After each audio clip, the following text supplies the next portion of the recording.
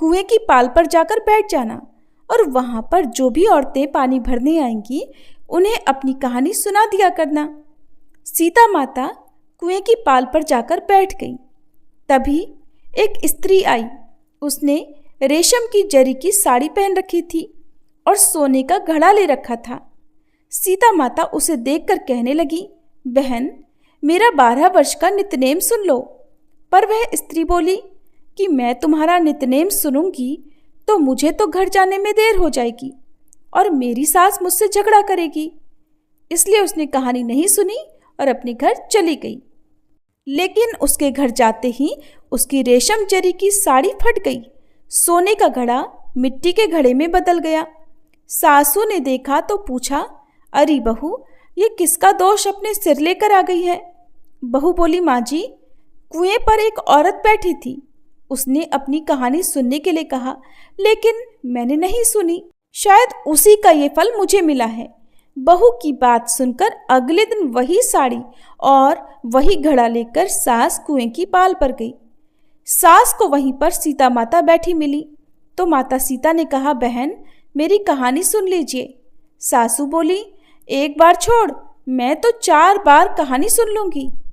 तब सीता माता बोली, राम आए लक्ष्मण आए, देश के पुजारी आए, नित नेम का नेम लाए, आओ राम बैठो राम, तपी रसोई जीमो राम, माखन मिश्री खाओ राम, दूध पताशा पियो राम, सूत के पलका मोठो राम, शाल दुशाला पोठो राम, शाल दुशाला ओढ़ो राम, जब बोलूं राम ही राम, राम सवारे सबके काम, खाली घर भंडार भरेंगे, सबका बेड़ा पार करेंगे। श्री राम जय जय राम।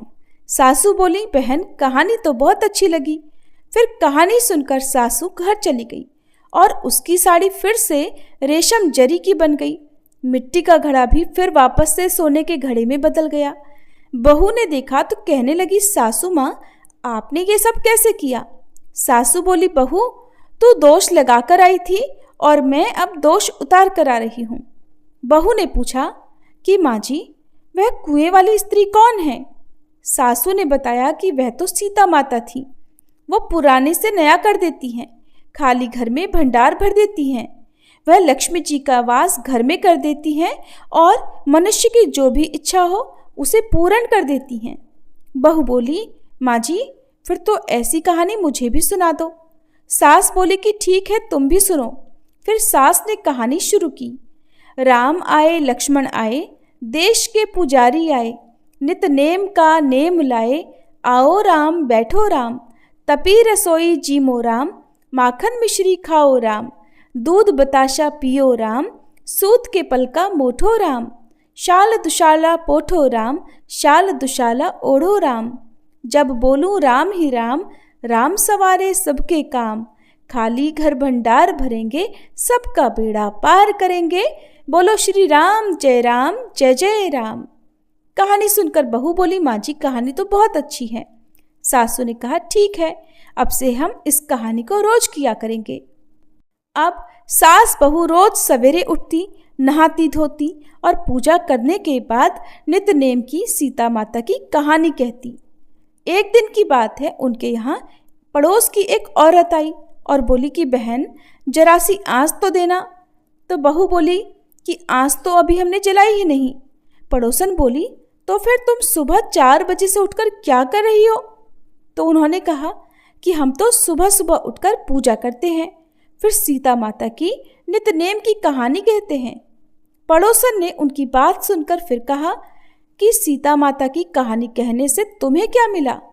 तब वे दोनों बोली कि सीता माता की कहानी कहने से घर में भंडार भर जाते हैं, सारे काम पूर्ण हो जाते हैं, मन की इच्छा भी पूरी होती है।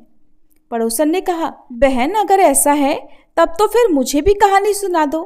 तब बहू बोली कि ठीक है, तुम भी ये कहानी सुन लो। राम आए लक्ष्मण आए, देश के पुजारी आए, नित नेम का नेम लाए, आओ राम बैठो राम, तपी रसोई जीमो राम, माखन मिश्री खाओ राम, दूध बताशा पियो राम, सूत के पलका मोठो राम, शाल दुशाला पोठो राम, शाल दुशाला ओढ़ो राम, जब बोलूं राम ही राम, राम सवारे सबके काम, खाली घर भंडार भरेंगे, सबका बेड़ा पार करेंगे, श्री राम जय जय राम। पड़ोसन ने इस कहानी को सुना तो कहने लगी, बहन कहानी तो बहुत अच्छी लगी। अब वह पड़ोसन भी नितनेम सीता माता की कहानी कहने लगी। कहानी कहने से सीता माता ने पड़ोसन के भी धन के भंडार भर दिए। देखते ही देखते अब तो पूरे मोहल्ले में नितनेम की कथा चल पड़ी और हर किसी की मनोकामना पूर्ण होने लगी। हे सीता माता, जैसे आपने उन सभी के भंडार भरे, वैसे ही हमारे भी भरना।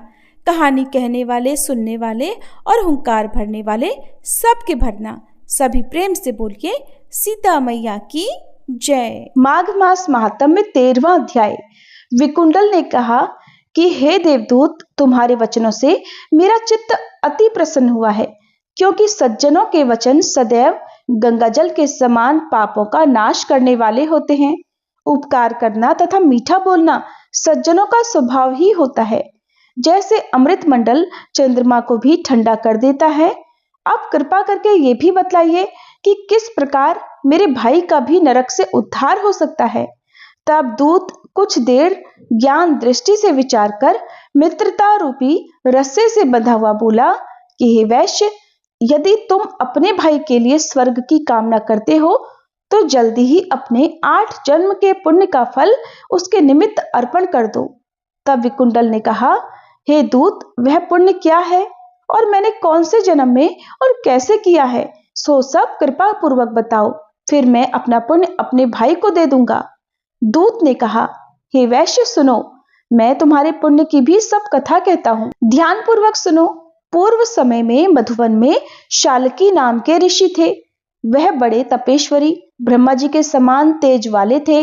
नवग्रह की तरह उनकी पत्नी रेवती के 9 पुत्र हुए, जिनके नाम ध्रुव, शशि, बुध, तार, ज्योतिमान थे। इन 5 ने गृहस्थ आश्रम धारण किया था तथा निर्मोह, जितमाए, ध्याननिष्ठ और गुणातक ये चारों संन्यास ग्रहण करके वन में रहने लगे। ये शिखा सूत्र से रहित पत्थर और सोने को एक समान समझते थे। जो कोई अच्छा या बुरा उनको अन्न देता वही प्रेम पूर्वक खा लेते थे, और कोई कैसा ही कपड़ा दे देता उसको ही पहन लेते। सदैव ब्रह्म के ही ध्यान में लगे रहते। इन चारों ने व्रत, शीत, निद्रा और आहार सबको जीत लिया। बस चर अचर को श्री विष्णु रूप समझते हुए मौन धारण करके संसार में विचरते थे। ये चारों महात्मा एक बार तुम्हारे घर आए।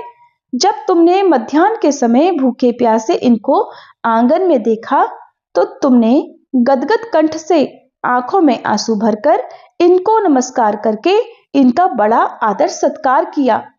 इनके चरणों को धोकर बड़े प्रेम से तुम इनसे कहने लगे कि आज मेरे अहोभाग्य हैं, आज तो मेरा जन्म सफल हुआ, मुझ पर भगवान प्रसन्न हुए, मैं सनाथ हुआ। मेरे माता पिता, पत्नी, पुत्र, गऊ आदि सभी धन्य हैं, जो आज मैंने हरि के समान आपके दर्शन किए। सो हे वैश्य, इस प्रकार तुमने श्रद्धा से उनका पूजन किया था और चरण धोकर जल को मस्तक से लगाया। फिर विधि पूर्वक इनका पूजन करके तुमने इन सन्यासियों को भोजन कराया। इन सन्यासियों ने भोजन करके रात को तुम्हारे घर में ही विश्राम किया और फिर ब्रह्मा जी के ध्यान में लीन हो गए। इन सन्यासियों के सत्कार से जो पुण्य तुमको मिला सो मैं भी कहने में असमर्थ हूं, क्योंकि सब भूतों में प्राणी श्रेष्ठ है। प्राणियों में बुद्धि वाले, बुद्धि वालों में मनुष्य और मनुष्यों में ब्राह्मण, विद्वानों में पुण्यात्मा और पुण्यात्माओं में ब्रह्मज्ञानी सर्वश्रेष्ठ है। ऐसी ही संगति से बड़े बड़े पाप नष्ट हो जाते हैं। और ये पुण्य तुमने अपने पहले 8वें जन्म में किया था। सो यदि तुम अपने भाई को नरक से मुक्त कराना चाहते हो तो ये पुण्य दे दो। सो दूत के ऐसे वाक्य सुनकर उसने प्रसन्न चित्त से अपना पुण्य अपने भाई कुंडल को दे दिया और वह नरक से मुक्त हो गया। और फिर दोनों भाई देवताओं से पूजित हुए तथा दूत भी अपने स्थान को चला गया। इस प्रकार वैश्य के पुत्र विकुंडल ने अपना पुण्य देकर अपने भाई को नरक की यातना से छुड़वाया। सो हे राजन, जो कोई इस इतिहास को पढ़ता है या सुनता है और सुनाता है, वह 1000 गोदान का फल प्राप्त करता है। प्रिय श्रोताओं, माघ मास महात्म्य में बस इतना ही। अब सुनिए आज की भागवत कथा। देवर्षि नारद से संवाद करते हुए ब्रह्मा जी कहते हैं, हे देवर्षि, अनंत भगवान ने प्रलय के जल में डूबी हुई पृथ्वी का उद्धार करने के लिए समस्त यज्ञमय वाराह शरीर ग्रहण किया था। आदि दैत्य हिरण्याक्ष जल के अंदर ही लड़ने के लिए उनके सामने आया। जैसे इंद्र ने अपने वज्र से पर्वतों के पंख काट डाले थे, वैसे ही वराह भगवान ने अपनी दाढ़ों से उसके टुकड़े टुकड़े कर दिए। और फिर उन्हीं प्रभु ने रुचि नामक प्रजापति की पत्नी आकुति के गर्भ से सुयज्ञ के रूप में अवतार ग्रहण किया। उस अवतार में उन्होंने दक्षिणा नाम की पत्नी से सुयम नाम के देवताओं को उत्पन्न किया और तीनों लोकों के बड़े बड़े संकट हर लिए। इसी से स्वयंभू मनु उन्हें हरि के नाम से पुकारते हैं। हे नारद, कर्दम प्रजापति के घर देवहूति के गर्भ से 9 बहनों के साथ भगवान ने कपिल के रूप में अवतार ग्रहण किया। उन्होंने अपनी माता को उस आत्मज्ञान का उपदेश दिया जिससे वे इसी जन्म में अपने हृदय के संपूर्ण मल अर्थात तीनों गुणों की आसक्ति का सारा कीचड़ धोकर कपिल भगवान के वास्तविक स्वरूप को प्राप्त हो गई। महर्षि अत्रि भगवान को पुत्र के रूप में प्राप्त करना चाहते थे। उन पर प्रसन्न होकर भगवान ने उनसे एक दिन कहा, मैंने अपने आप को तुम्हें दे दिया। इसी से अवतार लेने पर भगवान का नाम दत्त अर्थात दत्तात्रेय पड़ गया। उनके चरण कमलों के पराग से अपने शरीर को पवित्र करके राजा यदु और सहस्त्रार्जुन आदि ने योग की भोग और मोक्ष दोनों ही सिद्धियां प्राप्त कर ली। हे नारद, सृष्टि के प्रारंभ में मैंने विविध लोकों को रचने की इच्छा से तपस्या की। मेरे उस अखंड तप से प्रसन्न होकर उन्होंने तप अर्थ वाले सन नाम से युक्त होकर सनक, सनंदन, सनातन और सनत कुमार के रूप में अवतार ग्रहण किया। इस अवतार में उन्होंने प्रलय के कारण पहले कल्प के भूले हुए आत्मज्ञान का ऋषियों के प्रति यथावत उपदेश किया, जिससे उन लोगों ने तत्काल परम तत्व का अपने हृदय में साक्षात्कार कर लिया। धर्म की पत्नी दक्ष कन्या मूर्ति के गर्भ से वे नर नारायण के रूप में प्रकट हुए। उनकी तपस्या का प्रभाव उन्हीं के जैसा है। इंद्र की भेजी हुई काम की सेना अप्सराएं उनके सामने जाते ही अपना स्वभाव खो बैठी। वे अपने हाव भाव से उन आत्मस्वरूप भगवान की तपस्या में विघ्न नहीं डाल पाई। हे नारद, शंकर आदि महानुभाव अपनी रोष भरी दृष्टि से कामदेव को जला देते हैं, परंतु अपने आप को जलाने वाले असही क्रोध को वे नहीं जला पाते।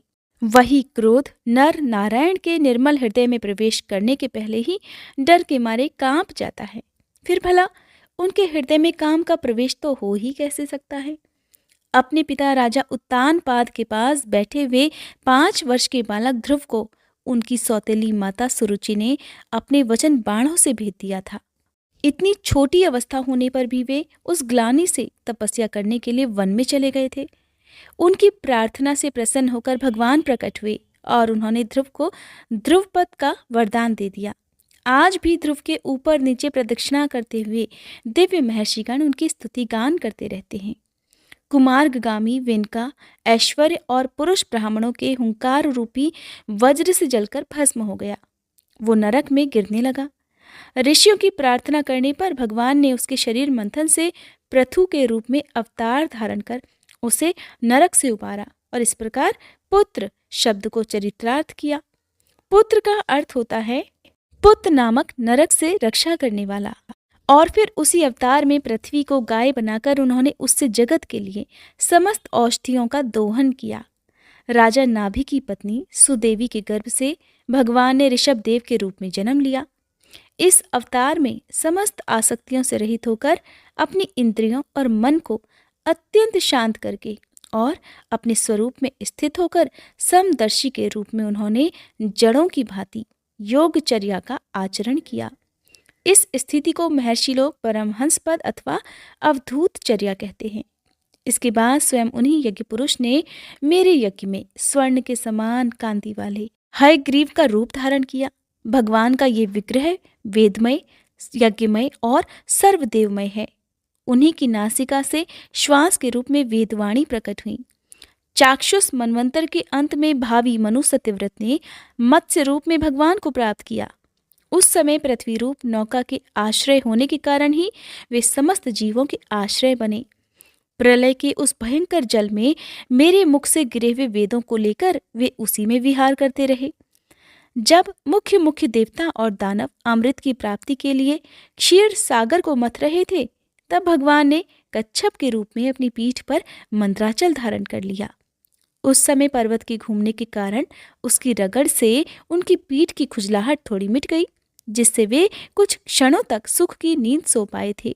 देवताओं का महान भय मिटाने के लिए ही उन्होंने नरसिंह का रूप धारण किया। फड़कती हुई भौहों और तीखी दाढ़ों से उनका मुख बड़ा डरावना लगता था।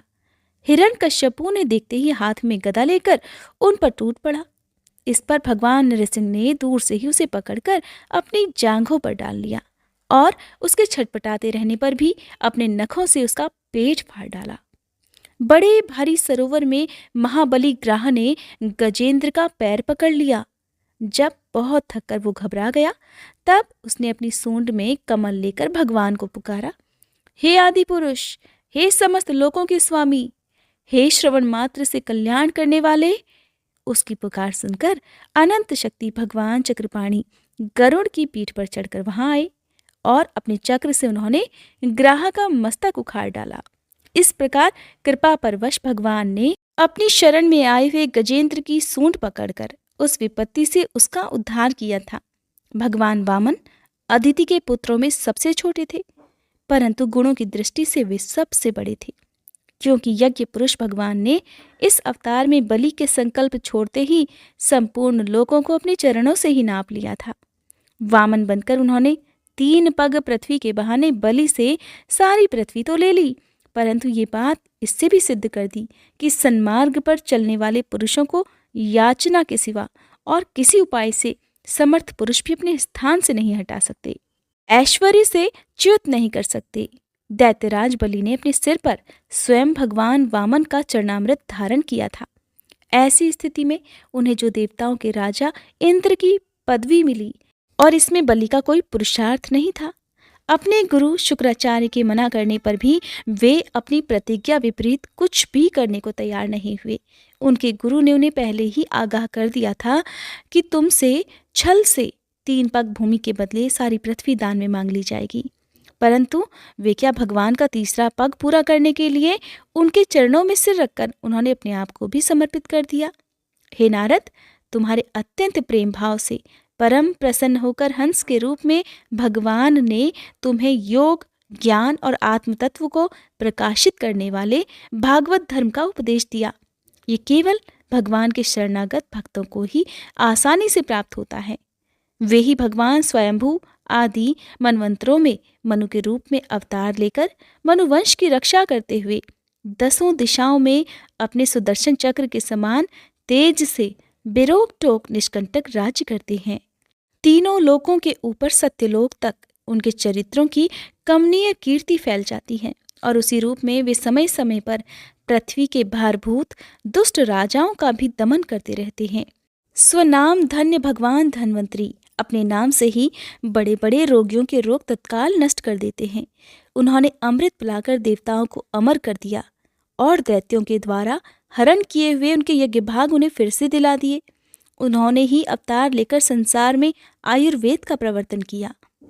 जब संसार में ब्राह्मण द्रोही आर्य मर्यादा का उल्लंघन करने वाले नारकीय क्षत्रिय अपने नाश के लिए ही दैववश बढ़ जाते हैं और पृथ्वी के कांटे बन जाते हैं, तब भगवान महापराक्रमी परशुराम के रूप में अवतीर्ण होकर अपनी तीखी धार वाले फरसे से 21 बार उनका संहार कर डालते हैं। मायापति भगवान हम पर अनुग्रह करने के लिए अपनी कलाओं भरत, शत्रुघ्न और लक्ष्मण के साथ श्री राम के रूप से इक्ष्वाकु के वंश में अवतीर्ण होते हैं। इस अवतार में उन्होंने पिता की आज्ञा का पालन करने के लिए अपनी पत्नी और भाई के साथ वन को प्रस्थान किया। उसी समय उनसे विरोध करके रावण उनके हाथों मर जाता है। त्रिपुर विमान को जलाने के लिए उद्धत शंकर के समान जिस समय भगवान राम शत्रु की नगरी लंका को भस्म करने के लिए समुद्र तट पर पहुंचते हैं, उस समय सीता के वियोग के कारण बढ़ी हुई क्रोधाग्नि से उनकी आंखें इतनी लाल हो जाती हैं कि उनकी दृष्टि से ही समुद्र के मगरमच्छ, सांप और ग्रह आदि जीव जलने लगते हैं और भय से थर थर कांपता हुआ समुद्र झटपट उन्हें मार्ग दे देता है। जब रावण की कठोर छाती से टकराकर इंद्र के वाहन ऐरावत तक के दांत चूर चूर होकर चारों ओर फैल गए थे, जिससे दिशाएं तक सफेद हो गई थी, तब दिग्विजयी रावण घमंड से फूलकर हंसने लगा था। वही रावण जब श्री रामचंद्र की पत्नी सीता जी को चुराकर ले जाता है और युद्ध के मैदान में उनसे लड़ने के लिए गर्वपूर्वक आता है, तब भगवान श्री राम के धनुष की टंकार से ही उसका वह घमंड प्राणों के साथ उसी समय विलीन हो जाता है। जिस समय झुंड के झुंड दैत्य पृथ्वी तक को रौंद डालेंगे,